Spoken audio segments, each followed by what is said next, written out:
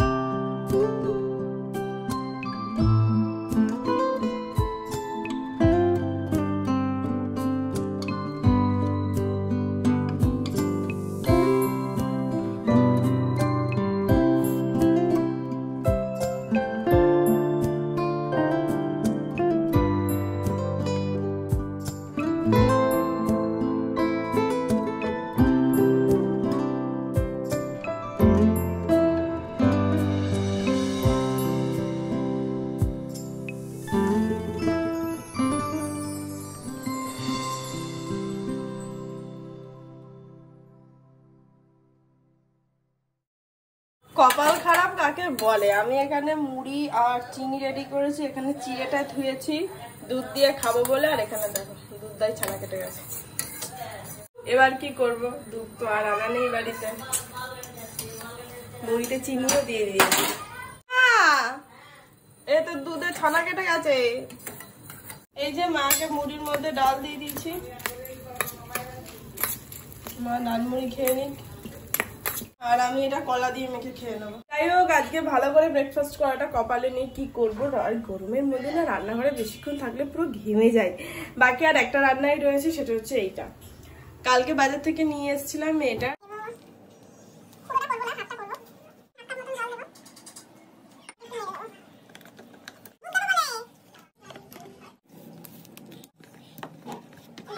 এবার এটা ভালো করে মিশিয়ে নিয়েছি নুন আর চিনি দিয়ে, একটু তেল দিয়েছি, এটাকে একটু নেড়ে নেবো।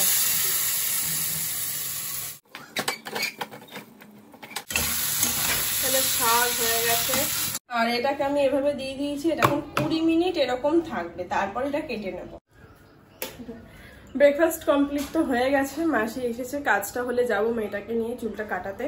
বাকি দুটো ঘর খুব ভালো করে ঝাড়লাম, আর আমার অনেক কুর্তি ছিল যেগুলো কাচাই হচ্ছিল না, তার জন্য পরাও হচ্ছিল না। আজকে সব ভিজিয়েছি, এক একটাকে এক একটা জায়গাতে ভিজাতে হচ্ছে, কারণ একটা দিয়ে কালো রং, একটা দিয়ে ব্লু রং, একটা দিয়ে গোলাপি, আর একটা দিয়ে লাল, 4টে কালার উঠছে বাকি 4টে কুর্তিতে। বাকি যাই হোক, চলো এবার ধোকাটা করে নিই, জানি না কেমন হবে খেতে। এমনি পালং শাকটাতে না একটু নুন বেশি হয়ে গেছে, মাকে বললাম, মা বলে ঠিক আছে অসুবিধা নেই, এখন ধোকাটা কেমন হবে সেটাই হচ্ছে ব্যাপার। এই যে ম্যাডাম মায়ের সঙ্গে এখানে গল্প শুনছেন, কৃষ্ণের গল্প। তাহলে কার গল্প শুনছো? রামের গল্প। আচ্ছা শোনো।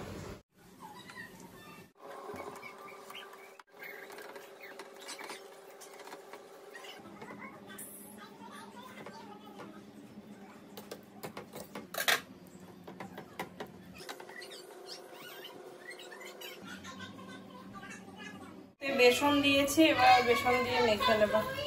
এটা খুব সুন্দর ভাবে হয়েছে। এইটা 100 গ্রাম আর 200 গ্রামের প্যাকেট হয়, আমার বললেন উনি, তো আমি 100 গ্রামেরটা এনেছি। এবার কি হয়, পিছনে তো লেখাই থাকে প্যাকেটের কিভাবে কি করবে না করবে। জলটা আমি আর অত বুঝে দিইনি, আন্দাজ করে দিয়েছি বেশি হয়ে গেছে। এমনি তুমি যদি গোটা প্যাকেটটা করো তাহলে 1 কাপ জল দিও কিংবা 1.5 কাপ জল দিও, ওখানে মেনশন করা আছে কাপ বুঝে। তো অসুবিধা নেই। ইনকেস যদি এরকম ঘেটেও যায় ওটার মধ্যে বেসন দিয়ে মাখিয়ে করতে পারো, কারণ বেসন দিলেও কিন্তু খুব একটা খারাপ লাগে না, ভালোই লাগে। বেশ ভালো হয়েছে। চলো এবার এটা রসা করে নিই।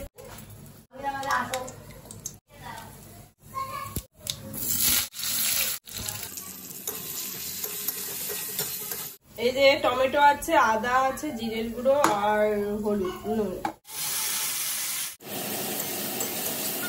এটা খেতে কিন্তু ভালো হয়েছে। মাসির জন্য থাক, আর আমি একটা নেবো। মাসির কাজ হয়ে গেছে আর আমরাও রেডি হয়ে গেছি। এবার যাবো ম্যাডামের হেয়ার কাট করতে। 12টার মতন বাজে, এখন ওখানে গিয়েও লাইন দিতে হবে। মা আর মেয়ে স্যালনে আছে, আমি মায়ের জন্য দুটো জিনিস নিতে এসছি, নিয়ে যাব পতঞ্জলির দোকান গলির ভেতরে। মোটামুটি তোমার দোকানে সবকিছুই থাকে। দান্ত কান্তি, এটা 300 গ্রামের, এটা 200 গ্রাম আছে, আর 100 গ্রাম, আর 20 টাকা একটা ব্রাশ ফ্রি আছে, আর একটা দৃষ্টি দাও। এই যে একটা দৃষ্টি, ব্যাস হয়ে গেছে নেওয়া। এবার যাবো। সামনেও একটা পতঞ্জলির দোকান আছে, বাট ওখানে না সবকিছু থাকে না, এটাতে মোটামুটি সব থাকে। সুন্দর করে বসো।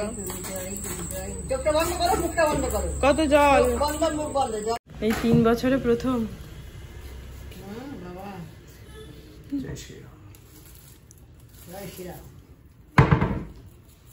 এই তো গুড গার্ল। ছাতাটা বাড়িতে যাওয়ার শুরুতেই নিয়ে যাব।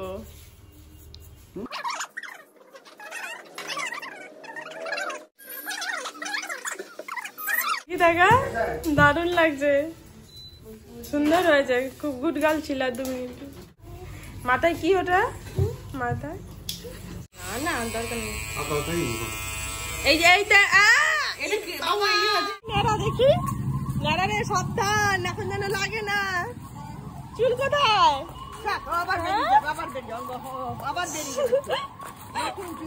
হাত বোলাতে বোলাতে যাচ্ছে। 3 বছরেই প্রথম ও নেড়া হলো, খুর না কি বলে, ব্লেড দিয়ে প্রথম নেড়া হলো। যাচ্ছে দেখো, মাথায় দিয়ে ধাক্কা খাবি।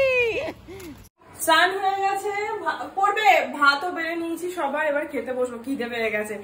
2টো কত বাজে? এখন 2:20-25 বাজে, 3:30 বাজে ওকে খাইয়ে উঠতে। এই যে মায়ের বেড়ে নিয়েছি আজকে পটল, ভেন্ডি, আলু দিয়ে ভাজা, পালং শাক, উচ্ছে দিয়ে মটর ডাল, আর এই যে আলু বড়ার রসা। চলো মাকে দিয়ে দিই। খাওয়া দাওয়া কমপ্লিট হয়ে গেছে, এখন 3:20 বাজে। আমি গরমের মধ্যে এখানে দাঁড়িয়ে দাঁড়িয়ে একটা ইম্পর্টেন্ট কাজ করলাম। তেঁতুলটাকে জলে গুলে এই বোতলগুলোর মধ্যে ভরে একটু ঝাঁকানাকা করে রেখে দিয়েছি, আর বাইরেটাকে মেজে রেখে দিয়েছি। এটা ভেজানো থাকলো, সন্ধ্যাবেলায় মাজবো, প্লাস এই জলের জারটাও। আর এখানে ঠাকুরের বাসনগুলোকেও একদম তেঁতুলে ভিজিয়ে রেখে দিয়েছি। সন্ধ্যাবেলাতে বড় কাজ আছে, এই দুটো এখন মাজা।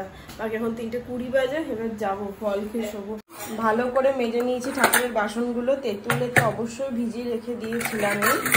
এই যে আরো হেল্প করেছে এই তারটা দিয়ে মাজলে আরো বেশি ভালো পরিষ্কার হয়। এর আগেও তোমাদের সাথে শেয়ার করেছিলাম, খুব হেল্প হয়। চলো ঠাকুর দিই, তারপরে বোতলগুলো মাজবো।